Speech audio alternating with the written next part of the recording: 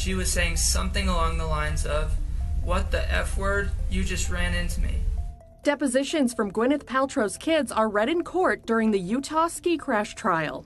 On March 28th, members of Gwyneth's legal team took the stand to read statements from both Moses Martin and Apple Martin, recounting what they experienced on the mountain during the alleged incident. Tell us what happened on the bandana run just before the collision. What do you recall? I recall skiing with my instructor and briefly seeing the collision. And then he skied over and I followed him. And I saw my mother and a person behind her that he had crashed. Who had crashed. So when did you first realize your mom was involved in a collision? How did you realize that? I realized the equipment that she was wearing because I know that she wears what she wears when she skis. And then I realized that it was my mom. When I skied over, I heard my mom yelling at the guy. What was she saying? She was saying something along the lines of, "What the F word? You just ran into me." When did you first learn that there was a ski collision? When my mom had arrived at lunch after we had gotten there, about 5 minutes after. And how did you learn about the ski collision? My mom told me. I noticed that she looked a bit shocked, and I asked what had happened, and she said, "This a-hole ran into me. He ran right into my back." And I remember she did this motion saying that he ran into her back. And they both went down. But I remembered that's what she said.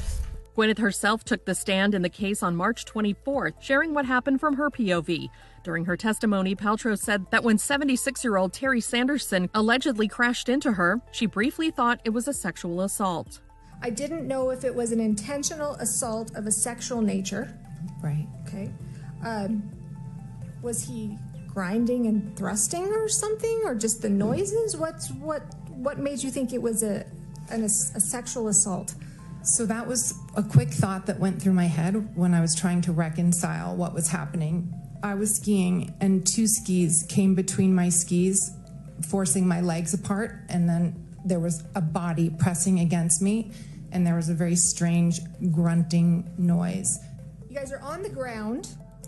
Now you realize, right, you're not saying to the jury that this was in any way, shape, or form a sexual assault. I am not saying that. Okay. I'm just saying what went through my mind for a split second when it was happening.